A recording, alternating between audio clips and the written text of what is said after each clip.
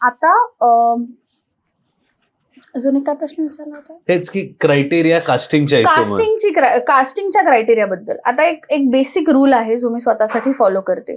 जी गोष्ट आपण पुढच्या 5 मिनिटात ते 5 तासात बदलू शकत नसू तर ती गोष्ट सोडून द्या. कास्टिंग माझ्या हातात नाहीये आणि तो जो माइंडसेट आहे की अरे followers it is a fact, पण तेच आहे ना, जसं प्रत्येक गोष्टीत की नॉट ऑल मध्ये जे आपण जातो, पण हे घडतंय. सगळेच कास्टिंग डिरेक्टर्स नाही बघत हेही तितकंच खरे, पण काही काही बघतात. आता तुम्ही बसून तो फिल्टर नाही लावू शकत ना की अरे हा कास्टिंग डिरेक्टर फॉलोअर्स बघत नाही मग मी ह्याच्याकडेच फक्त ऑडिशन देणार. हे आपण करतोय का? तेवढा माच करण्याची क्षमता आहे का आपल्यात की आपण चूज करणार? तर नाही. आपल्याला काम हवंय, आपण सगळ्यांकडे ऑडिशन देणार. अल्टिमेटली त्यांना काय चूज करायचे ते त्यांच्यावर आहे ना. So rather try to find your midway. So मी स्वतःला सांगितलेली गोष्ट ही आहे की आधीच्या काळात लोक नाटकवरून सिरियलवरून सिनेमा ही जर्नी गाठायचे. बॉलिवूडसाठी काय होतं तर ब्युटी पॅजंट्स करा, मग फिल्म्स करा. मराठीत पण आपल्याकडे नंतर श्रावण क्वीन आलं किंवा असे 1-2 काही पॅजंट्स आले.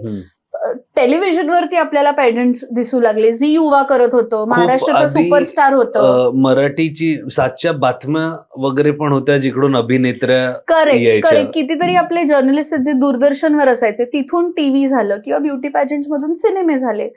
ही एक जर्नी आहे जी काळाबरोबर चेंज होत गेली. सो मी स्वतःला आता हेच समजवण्याचा प्रयत्न केला आणि इट्स अ फॅक्ट. नुसती समज नाही घातली मी स्वतःची. पण तुम्ही कॉन्टेंट, आता असंही झालंय की कॉन्टेंट क्रिएशन करा, तिथून तुम्हाला OTT किंवा सिनेमे, ही नवीन पद्धत आहे. काळाबरोबर बदलत राहावं लागतं. आपण स्वतःला अपडेटेड ठेवलं पाहिजे. आमच्या काळात आम्ही हे करायचो, आमच्या काळात आम्ही हे केलं, पण काळ बदललाय, गोष्टी त्याच राहिल्या पाहिजे हे नेसेसरी नाहीये. खूप छोट्या छोट्या गोष्टी आहेत. सो आय थिंक ज्यांना आवडतं ना कॉन्टेंट क्रिएशन त्यांनी करावं. जसं मी म्हणाले की माझ्या मित्राने जी सिरीज लिहिली, तृषाल आणि मी, लव्ह फाउंड हेल्ड, मीच नाव विसरले.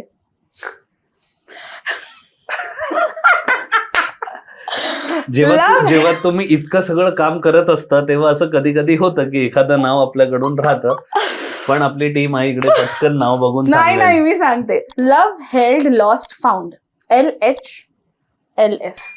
Love held lost found. कुठे बघायला मिळेल? इंस्टाग्रामवर अक्षयाच्या प्रोफाईलवर आहे. तुम्हाला प्रोफाईलची लिंक आपण ह्याच्यात टाकूच, तर ती जर फॉलो करत नसाल तर तिकडे तुम्हाला बघायला मिळेल. सो आम्ही जेव्हा ती सिरीज केली ना, सो मी तृषालला बोलत होते, म्हटलं सुन ना यार, म्हटलं वर्टिकल करते, आजकाल सगळेच वर्टिकल सिरीज करतात, आपण वर्टिकल करूया. त्याचं विजन इतकं क्लिअर होतं ना, तो म्हणाला मला ही सिरीज वर्टिकल करायचीच नाहीये. तो म्हणाला मला जे माझं विजन आहे किंवा आपण असे बघतो ना, आपण रिअल लाईफ मध्ये असे थोडीच बघतो. सो इज लाईक मला जी मुंबई दाखवायची आहे ती अशीच दिसणार आहे आणि ती फर्स्ट फ्रेम ओपन केल्या गेल्या इतकी सुंदर दिसते. आमच्याकडे इझिली तो स्कोप होता की आम्ही पहिले 4 सेकंदाचा एक हुक मारून मग त्याच्यानंतर व्हिडिओ सुरू करू शकतो, जे जनरली आपण प्रत्येक व्हिडिओमध्ये बघतो की सुरुवातीला हायलाइट देतो आपण आणि मग मेन व्हिडिओ सुरू करतो, कुठलाही असेल. ही वॉज लाईक नाही, मला ते करायचंच नाहीये. सो इथे आम्ही काय केलं, आम्ही कॉन्टेंट बनवला, बट आम्हाला जो कॉन्टेंट हवा होता आम्ही तो टाकला. आय नो त्याला इतर वर्टिकल सिरीज सारखे व्ह्यूज नाही आहेत, म्हणजे 20,000, 30,000, 40,000 व्ह्यूज मध्येच आम्ही अजूनही खेळतोय, पण we are happy with it, which is not bad. पण आपण सिरीज आहे ना, तुमच्या प्रत्येक एपिसोडला तेवढे व्ह्यू. करेक्ट आहे, पण नाही, काही सिरीज जे वर्टिकल सिरीज बनतात ना, आम्ही बघितलेत की एक एपिसोडला 1.5 मिलियन व्ह्यूज जातात. कारण का? त्याला हुक आहे, फास्ट पेस्ड आहे. सोशल मीडियावरती सिरीज बनवण्याची एक आता पद्धत आहे. हिंदी होती का मराठी? हिंदी आहे. ती एक पर्टिक्युलर पद्धत आहे आजकाल वर्टिकल बनवण्याची सुद्धा. तृषाल वॉज लाईक नाही, मला सिनेमॅटिकच ठेवायचंय, मला हॉरिझॉन्टलच करायचंय, मला लँडस्केप मध्ये शूट करायचंय आणि लोकांचा अटेन्शन स्पॅन नाहीये. त्यांना पहिल्या 5 सेकंदात नाही इंटरेस्टिंग वाटलं, लोक स्क्रोल करतात. त्यात इंस्टाग्रामचे तर अल्गोरिदम्स इतके बदलत राहतात. आता नवीन काय आलंय, तर 3 सेकंद पाहिलं तरच, 3 सेकंदाच्या वर पाहिलं तरच तुमचा व्ह्यू काउंट होणार. मग त्याच्यासाठी आजकाल लोक कंटेंट बनवताना पण हा विचार करतात की त्याला व्ह्यूज कसे जास्त येतील. सो एवढं प्रेशर का घ्यायचंय? आपण आर्टिस्ट आहोत आणि I feel content creation is also type of art. It is content creation हा सोशल मीडियामुळे आलेला शब्द नाही, तर फिल्म मेकिंगची प्रोसेस पूर्ण तीच आहे. करेक्ट. सो प्रत्येक गोष्टीची पद्धत वेगळी आहे. तर तुम्हाला नक्की काय करायचंय हे तुम्ही एकदा जाणून घेतलं ना. सो मला पर्सनली असं वाटतं की जे काही आहे, जर्नलिंग हे खूप महत्वाचं आहे प्रत्येक व्यक्तीला. की तुम्ही जोपर्यंत स्वतःला ओळखू नाही शकत, जोपर्यंत तुम्ही स्वतःला ओळखणार नाही तोपर्यंत तुम्हाला बाकी गोष्टींची उत्तरच मिळणार नाही. आणि I think it's very important for everybody.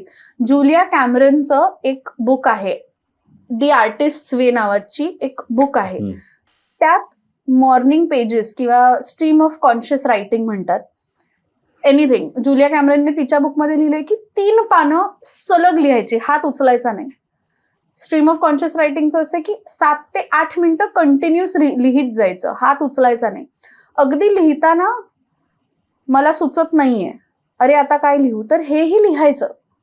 आणि write with the expectation of माझे काहीच एक्सपेक्टेशन नाही आहेत.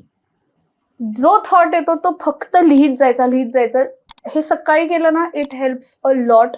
आपल्याला रिअलाइज पण नाही होत की कधी मी लिहिता मला कुठलं कॅरेक्टर सापडलंय. आणि हे फक्त आर्टिस्टसाठीच नाही, डॉक्टर्स, लॉयर्स, इंजिनियर्स, जे कोणी असाल, journaling is one of the key tools जे प्रत्येकाने वापरावं for self growth and self development.